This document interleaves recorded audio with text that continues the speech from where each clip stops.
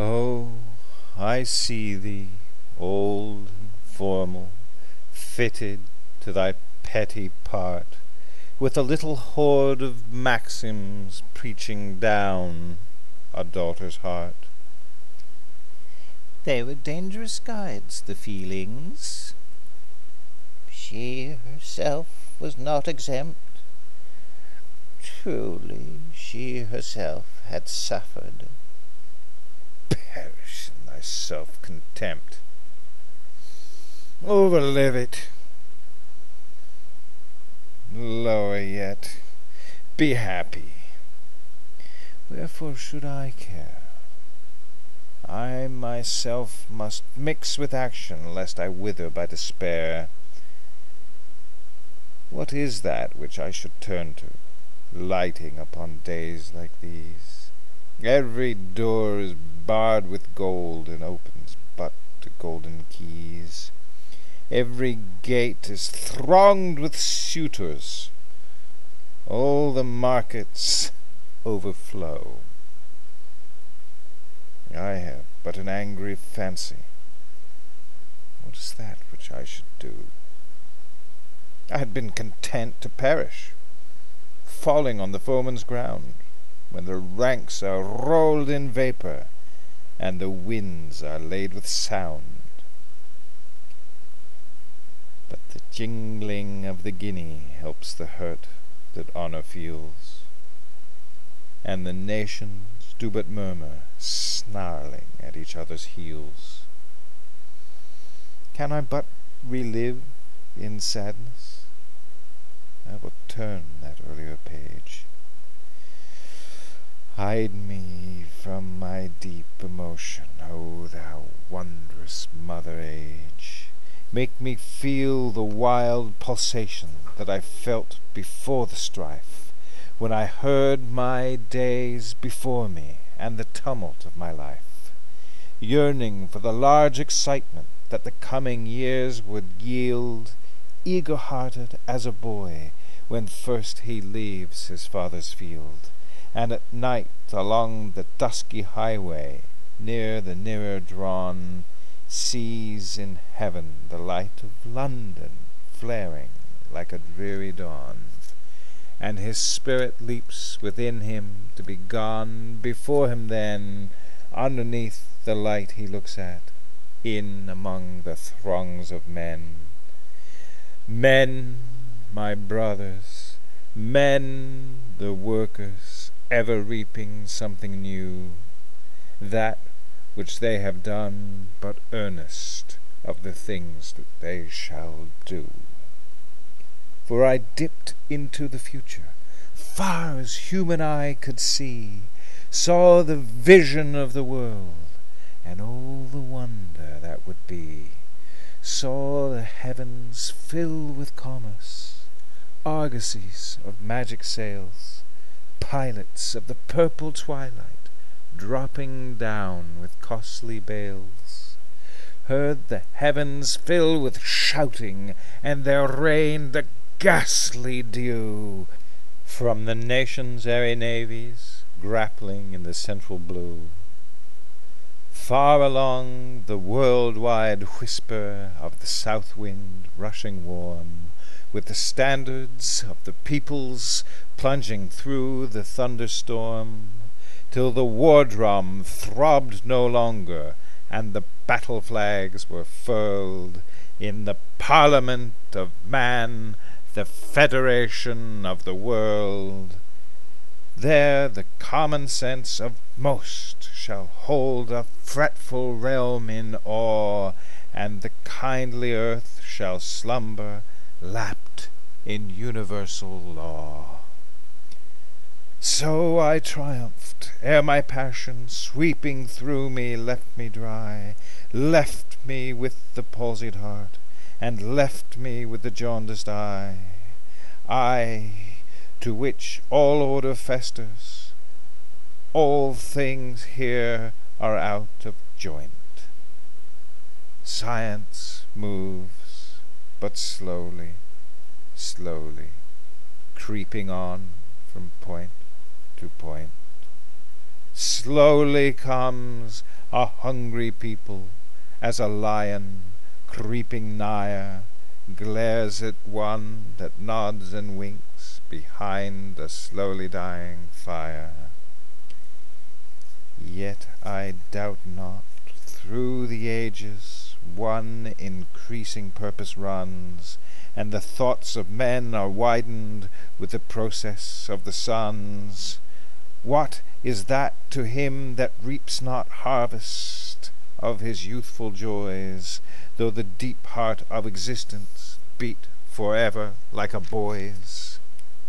Knowledge comes, but wisdom lingers, and I linger on the shore, and the individual withers, and the world is more and more. Knowledge comes, but wisdom lingers, and he bears a laden breast, full of sad experience, moving toward the stillness of his rest. Hark! My merry comrades call me, sounding on the bugle horn. They to whom my foolish passion were a target for their scorn. Shall it not be scorn to me to harp on such a mouldered string? I am shamed through all my nature to have loved so slight a thing. Weakness, to be wroth with weakness. Woman's pleasure, woman's pain. Nature made them blind emotions, bounded in a shallower brain. Woman is the lesser man, and all thy passions matched with mine are as moonlight unto sunlight, and as water unto wine.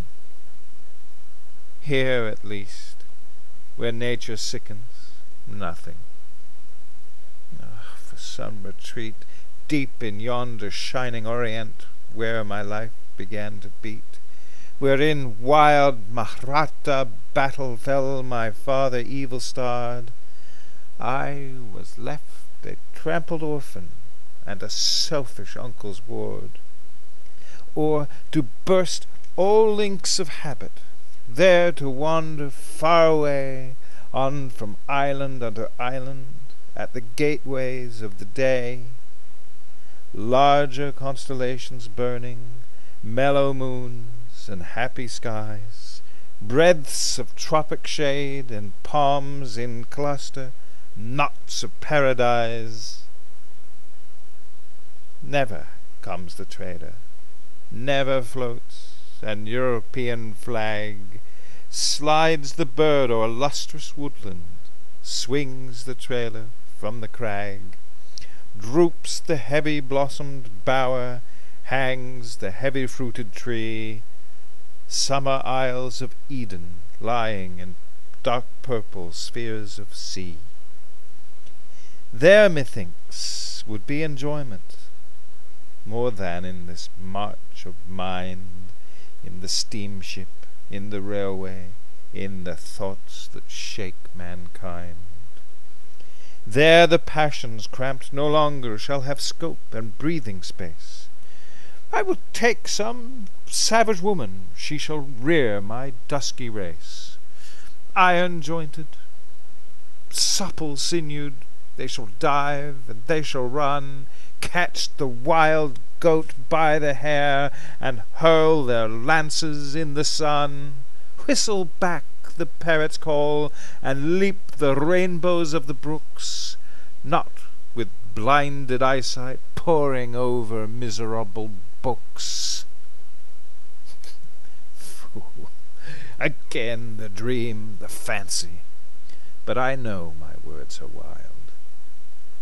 But I count the grey barbarian lower than the Christian child.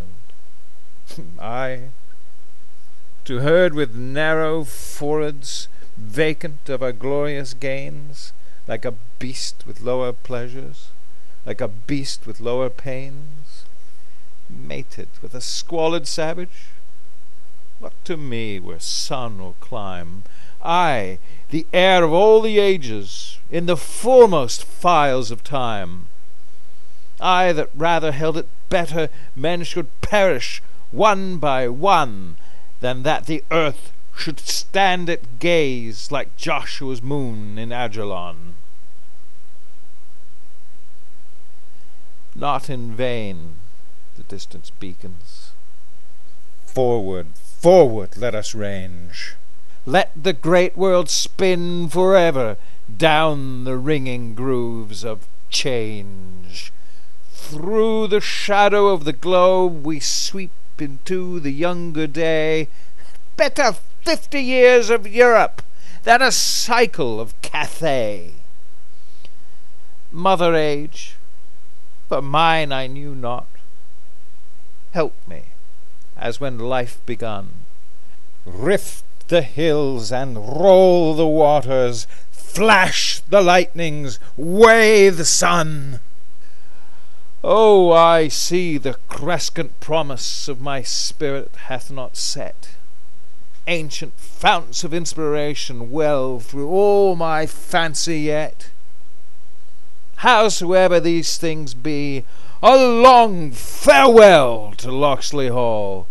Now for me the woods may wither, now for me the roof tree fall. Comes a vapour from the margin, blackening over heath and holt, cramming all the blast before it, in its breast a thunderbolt. Let it fall on Locksley Hall, with rain or hail or fire or snow, for the mighty wind arises, roaring seaward, and I go!